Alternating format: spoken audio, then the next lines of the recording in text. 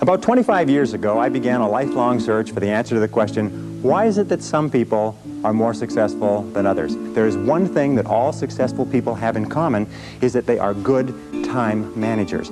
And the reason they are good time managers is because they recognize that time management is life management. It is personal management. Successful people, winners, use their time well. Losers do not. I am going to give you 21 of the very finest time management ideas ever developed. The first idea, the most important of all, the core of time management, the axle around which the wheel of life turns, is goals. What are your goals? What is it that you want to be or to have or to do?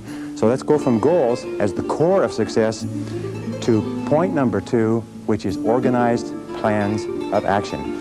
In an interesting study, or a variety of studies that have been done, they've come to the conclusion that organized plans of action are the key to all success. Action without planning is the cause of every failure. You see, in life it's very simple.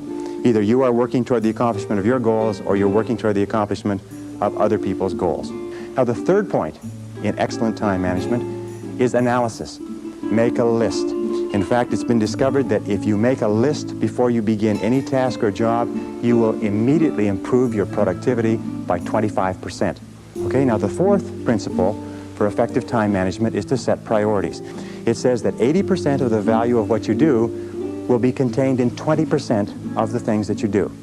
What does this mean? It means if you make a list of 10 things that you have to do today, you will find that 2 of those things are worth all of the others put together. So the key to success is always be asking this question: what is the most valuable use of my time right now? The fifth key idea in time management, which I am a fanatic on, is concentration. Concentrate single-mindedly on one thing at a time and stay with it until it's complete. The sixth key to time management is deadlines. Deadlines and rewards. So therefore, what you do is when you have an important task, the way that you motivate yourself to do the task is you structure a specific reward that you're going to get when it's finished.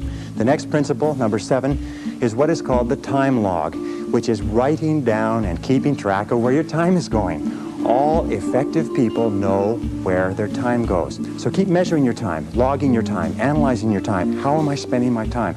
The next principle is the principle of procrastination. The key to overcoming procrastination is to develop a sense of urgency. Take your task and break it up into small pieces and to do one piece at a time. Number 9, delegate everything that you possibly can. Delegation requires one key word: clarity. Okay, the next principle, number 10, is meetings. I read a statistic recently that says that the average person spends 3 to 5 years of their life in meetings. So here's the basic rule with meetings, is always assume that the latecomer is not coming at all, and start the meetings punctually. Start and stop the meetings at the specified time. Say the meeting will start at 8, end at 9, and at 9 o'clock, wrap up the meeting. Number 11 is interruptions.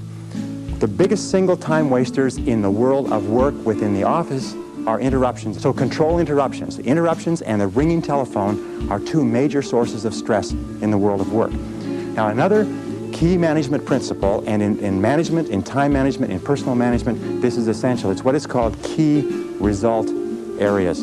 In other words, it is the key results that you have been hired to accomplish for your business. Even if you own your own business, you are still subject to key result areas. And the way that you find out your key result areas is you ask yourself this question over and over again: what have you been hired to accomplish? Okay? The next one, number 13, is batching tasks. It's interesting that there is what is called in the world of work a learning curve. In fact, learning curve theory says that you can decrease the amount of time by as much as 80% if you do the same job over and over again over a period of time. Okay, the next principle is neatness. Every single study that has been done says this, that if you will just clean up your work environment so it is completely neat and everything is off of your desk or your workplace except the one thing you're working on, that will increase your productivity by 20 to 40%. Number 15 is what is called getting chunks of time. In fact, it's been found that most serious work cannot be done in less than 60 or 90 minutes. So when we look at the work styles of highly effective people, successful people, the ones who make the most money, the ones who graduate or are promoted the most rapidly, you find that they have developed the habit of cutting out blocks of time where they can work without interruption. Number 16 is to use what we call transition time. Remember this, is that you will always be paid in life for the value of your contribution. And if you want to earn more, you must learn more. The next key is punctuality. One of the most important things you can get in terms of reputation is a reputation for being punctual, which means being on time. My friend Joel Weldon says it very well. He says, if you're not early, you're late. That there is only one minute period in any appointment when you're exactly on time. And so if you aren't there early, you're there late. A person who comes 15 minutes late to the first appointment, the basic rule is this, is never hire a person who comes late to an interview. A person who comes late to an interview is sending you a flash. It's a signal that this person is unreliable, incompetent, undependable, and if you let them get away with it, you're in for trouble. Anyway, I'm just passing on that.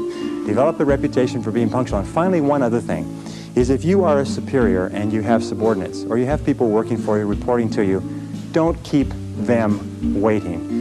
If you agree to see them at 3 o'clock, don't keep them out there spinning their wheels, standing around. It's one of the worst insults that you can do to people. Now, number 19 is called work simplification.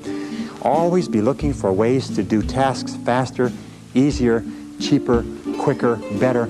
Always be looking for ways to do them faster. As a matter of fact, over and over again, individuals have put their careers on the fast track by finding ways to streamline existing processes. Number 20 is the magic word. The magic word in time management is no. Learn to say no to activities, tasks, responsibilities, and obligations that do not contribute to the most important goals that you have set for yourself. And finally, number 21 is balance. In all of time management, you have to ask this question, is what is the purpose of managing your time well? What is the purpose of getting an extra 2 or 3 hours a day? And the purpose is to enhance and improve the quality of your life. And the most important things in a person's life are their health, their peace of mind, and your relationships. Crystal clear what you want to do, make crystal clear the steps, and start working on those steps and do something every day to move you toward the most important goals of your life. And if you do that, you will be an excellent time manager, an excellent personal manager, an excellent life manager. You will have a great, great life. Thank you very much.